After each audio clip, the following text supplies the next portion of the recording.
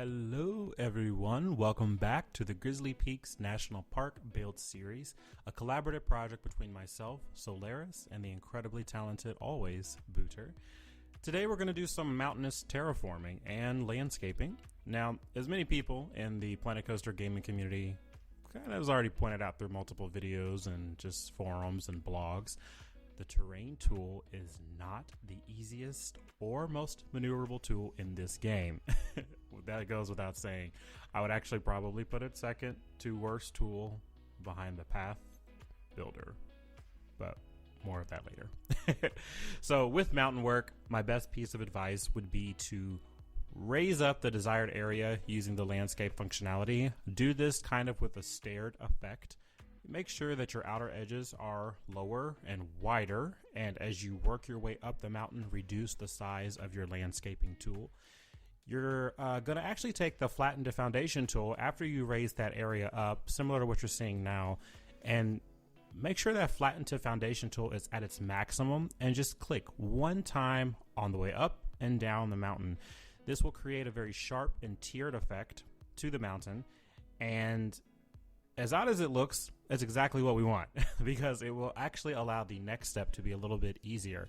So after you've done that, you're going to see that I am now using the chisel tool and maximize this as well, maximum size, maximum intensity, and you're going to locate a slanted angle that you want in the appropriate direction of where you're wanting your mountain slope, and you're going to gently glide that chisel tool from the top of the mountain down to the base. It's going to sort of sink the ground around as you see, but for me, at least with this particular scenario, I actually think it benefits what I'm trying to accomplish here, just to give you that more rugged, natural landscaping look. I know sometimes we do see mountains that do actually go completely from a slope to flat at the very base of the mountain, but I wanted to give you more of a mountain that is sitting on more mountains, and mountain that's sitting on a hill and kind of concaving its way down and around with slopes and just a bunch of different ways besides just having flat land. But also you don't want to go overboard with it and create such a huge hole in the ground that it takes away from the look. So you're going to see me kind of smooth out a lot of that deep diving that the chisel tool did at the base of the mountain, and I also actually go up and down that mountain to create more of a dips here and there. So it's going to all help me create that mountainous look when I go to start shading everything in. After you do that whole flatten the foundation tool around the mountain, make sure that you very carefully, and I mean this very heavily, make sure you very carefully use the chisel tool, because once you start going haywire with that, it's very hard to get that mountain appearance back, and it's going to be a very, very challenging feat for you to be able to do, almost so much so that you'll have to restart. So just be wary on that. I like to also, for my mountains, as you're going to see also in the background of the video and next to the mountain that we're currently building, sort of one of the tricks that this game is really actually good at utilizing is, if you're good with it and you know how to manipulate it just right, you can use a thing called forced perspective. And it is a very unique thing, so much so that it kind of tricks our eyes into believing one of the biggest things, that something is an optical illusion to make an object appear further away, closer, taller, smaller. It's a forced perspective, and it just manipulates the human visual perception kind of through the use of how objects are scaled. So with this game, or actually particularly with this landscape, one of the really cool things that we see on most mountain work is the fact that mountains, as you get to the top, tend to have a little bit of snow and ice accumulation. So this kind of where this park, Grizzly Peaks, is going to be taking, is at, like I said, we're inspired a lot by Yellowstone National Park and Jasper National Park in Canada, kind of a combination of the two. It's a little chilly up there. Even at Yellowstone, you're going to be having a lot of ice visuals as you see the top of the mountain. So one of the really cool things that I like to do is just take the ice or snow tool that you have. I think I'm using a combination of it's rock and snow, and very, very lightly, you're going to just spray the tip top of that mountain. And as you work your way, start to go down a lot of those divots, you're going to want to gently, not as heavily, use that ice tool to kind of break away as you're going further down the mountain. Obviously, temperatures are starting to rise back up and you're getting, higher oxygen levels. So you don't necessarily have to just rely on just snow or ice for that look. After you do the ice and snow tool, you want to make sure that, as we all know, mountains or mountainous areas are for the most part covered with, they're made of rock, so you want to be sure that you take that rock tool, and I used a combination of mud, rock, and I think it was the Alpine. I want to say it's the Alpine rock terrain shader, and just kind of go underneath that and blend it in the best you can when it comes to that mountain, because at the end of the day, like I said, underneath that snow and rock, you still have solid rock mountain. You have a rock mountain that we need to see.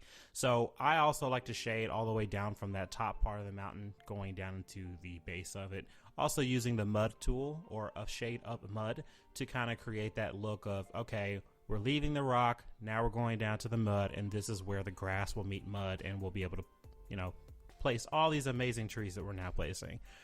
With trees, as I've said in previous videos, it is extremely, extremely difficult to create an alpine forest look, especially when you really only have 4 types of trees to really work with. So it requires a lot of elevating up and down with trees, a lot of sizing trees, and a lot of rotating trees just to kind of give you a more varied look there. As you see, what I try to do, I don't want to tackle on the full map at one time. That's overkill. So for just to make it a little bit easier for myself and just to kind of give me a little bit more control of specifics of certain areas, I like to take it one area at a time and not work so much on a grand scale with so many different trees and areas and land going up and down, and valleys and low points and mud areas. There's so many different things that you have to look at when it comes to making a realistic looking forest. Biggest thing is going to also look at how you're placing trees in comparison to the mountain.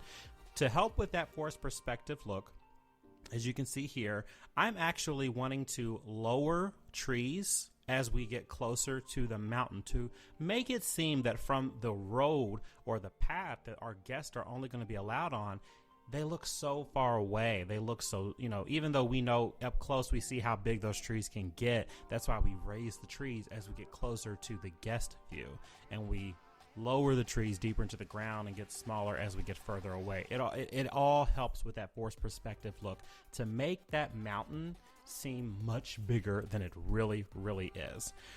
One of the cool things that I also like to do after I place, a decent amount of these trees is to look at some of the blank spots. Now, I could go and make this entire area just covered in trees, but that's just not how forests are. There are some open spots in forest. There are some, as we're going up mountains, you're looking at it. It's not all just complete 100% trees. There are some dead patches, as we call it.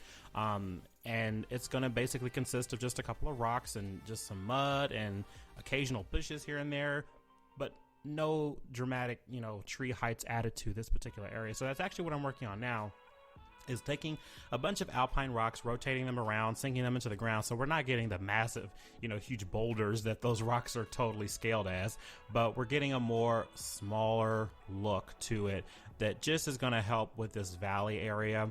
And also, I guess I can kind of reveal this later on down the road.